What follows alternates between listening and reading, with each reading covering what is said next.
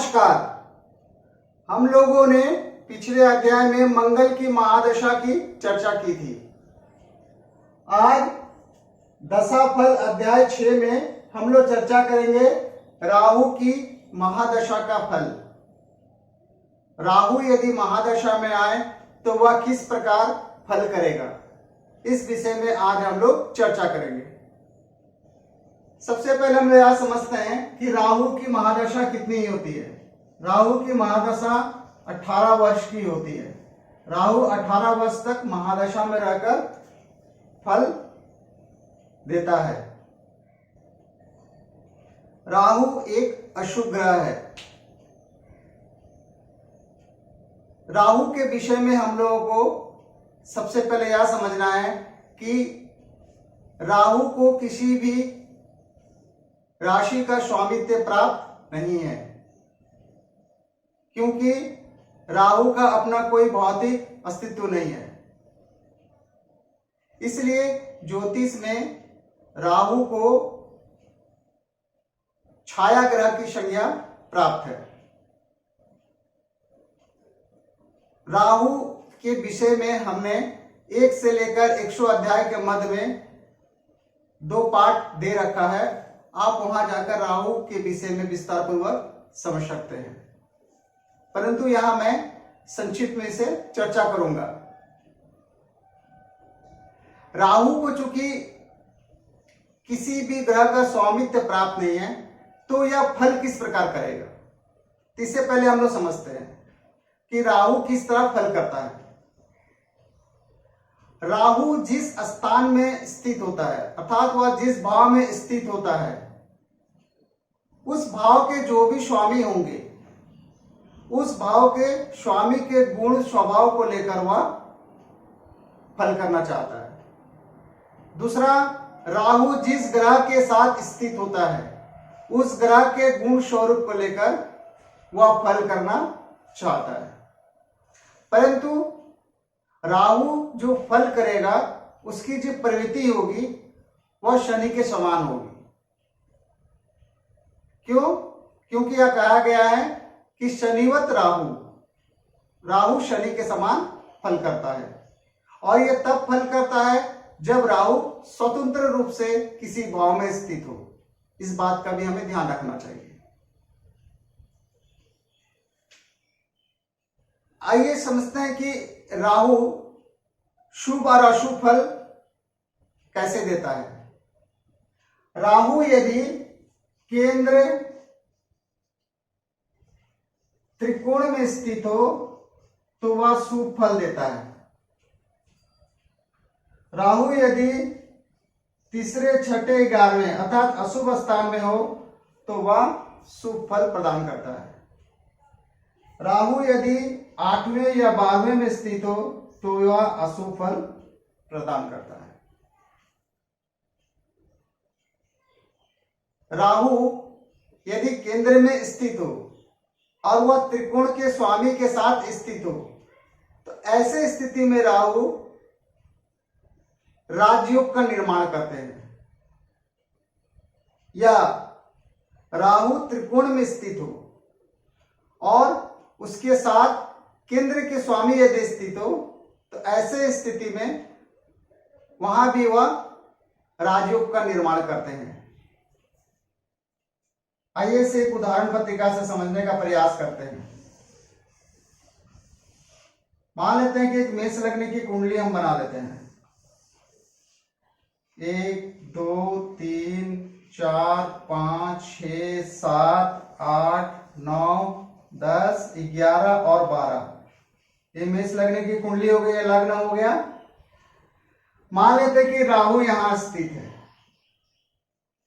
राहु यदि यहां स्थित है तो यहाँ केंद्र के स्वामी, यहाँ त्रिकोण के स्वामी गुरु होते हैं। राहु यदि गुरु के साथ यहाँ स्थित है तो यह एक राजयोग का निर्माण करेगा। यदि मान लेते हैं कि राहु यहाँ स्थित है और वह शुक्र के साथ स्थित है, तो राहु यदि शुक्र के साथ यहाँ स्थित है तो यह एक राजयोग का निर्माण करेगा। जब भी राहु की महादशा में शुक्र की अंतर्दशा आएगी तो यह फल अच्छा करेंगे। तो इस प्रकार राहु कैसे फल करेंगे हम लोग समझ सकते हैं। अब यह समझते हैं हम लोग कि राहु की जो महादशा होगी वह महादशा में अपनी किस तरह फल करेंगे।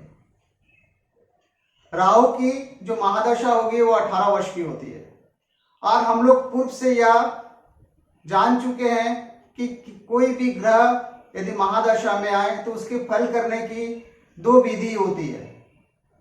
पहला वह अपने स्वभाव के अनुसार फल करता है, दूसरा वह जहां का स्वामी होता है वहां का फल करता है। तो हम लोग सबसे पहले समझते हैं कि राहु कैसे अपने स्वभाव के अनुसार फल करता है। तो राहु स्वभाव के अनुसार फल करेगा, अर्थात राहु के जो स्वतंत्र कारक तत्व होंगे वह उसके अनुसार फल करेगा। सबसे पहले तो राहु के स्वतंत्र कारक तत्व क्या क्या होंगे। राहु योजना बनाने में निपुण होता है, अर्थात जब भी किसी जातक के कुंडली में महादशा राहु की आएगी तो वह जातक योजना बनाने में लग जाएगा। भले वह योजना उसका सफल हो या असफल हो, ये कुंडली के अन्य प्रभाव पर निर्भर करेगा, परंतु वह योजना बनाने में परेशान रहेगा।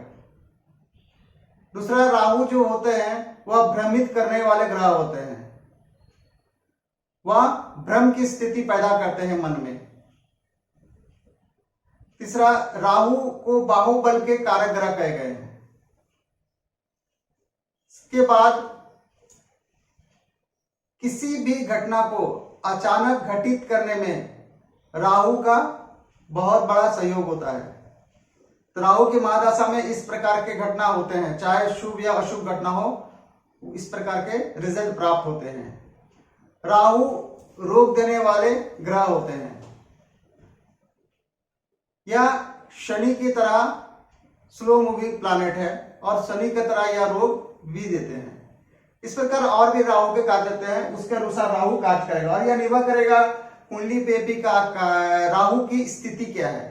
वह केंद्र में है, त्रिकोण में है, तीसरे, छठे, 11वें में है या 8वें, 12वें में, इस पर निर्भर करेगा। उसके अनुसार ये सारे कार्य तत्वों का फल हमें शुभ या अशुभ प्राप्त होंगे। दूसरा, जो महादशा है वह किस प्रकार फल करता है। दूसरा, वह फल करता है कि वह जहां का स्वामी है। तो चूंकि राहु को तो स्वामित्व तो प्राप्त है नहीं, तो यह फल कैसे करेगा। तो यह फल करेगा कि राहु जहां स्थित है, मान लेते हैं कि राहु यहां स्थित है, 7वें भाव में राहु स्थित है, तो राहु 7वें भाव में स्थित होने से शुक्र की राशि में स्थित है, तो यह शुक्र के दोनों राशि का फल ये अपनी महादशा में देना चाहेगा। कहां का, यहां का, और दूसरी राशि का यहां का, अर्थात धन भाव का और सप्तम भाव का वह फल करना चाहेगा। दूसरा, यदि राहु जिस ग्रह के साथ बैठा है, मान लेते हैं कि राहु गुरु के साथ यहां बैठा है, स्थित है, तो राहु गुरु के साथ यदि यहां स्थित है तो राहु क्या करेगा, गुरु के गुण स्वरूप को लेकर वह फल करना चाहेगा। इस प्रकार राहु अपनी महादशा में इस प्रकार का फल करना चाहेंगे। तथा राहु की भी दृष्टि कही गई है, तो राहु की भी दृष्टि होती है। राहु की दृष्टि पंचम, सप्तम तथा नवी दृष्टि कही गई है। तो राहु जहां स्थित होगा, मान लेते हैं कि राहु सप्तम भाव में स्थित है, यहां स्थित होकर 1, 2, 3, 4, 5 एकादश भाव के फल को करना चाहेंगे अपनी महादशा में। 7वीं दृष्टि लग्न को है, तो लग्न को प्रभावित कर रहे हैं, तो लग्न को भी प्रभाव करके वहां के फल को करना चाहेंगे। और 9वीं दृष्टि उसके तीसरे भाव में पड़ रही है, तो तीसरे भाव को भी वो प्रभावित करेंगे तथा अपने प्रभाव से तीसरे भाव का भी फल को करना चाहेंगे। तो अर्थात राहु की दृष्टि को भी हम लोग समझ सकते हैं। तो इस प्रकार राहु की महादशा होने पर उसके फल क्या होंगे हम लोग इस प्रकार समझ सकते हैं। आज बस इतना ही रखते हैं। उम्मीद करता हूं कि आप लोगों को यह छोटा सा ज्योतिष का ज्ञान पसंद आया होगा। यदि पसंद आया हो तो कृपया चैनल को सब्सक्राइब, लाइक, शेयर जरूर करें। इस वीडियो को अंत तक देखने के लिए आप सभी का बहुत बहुत धन्यवाद। नमस्कार।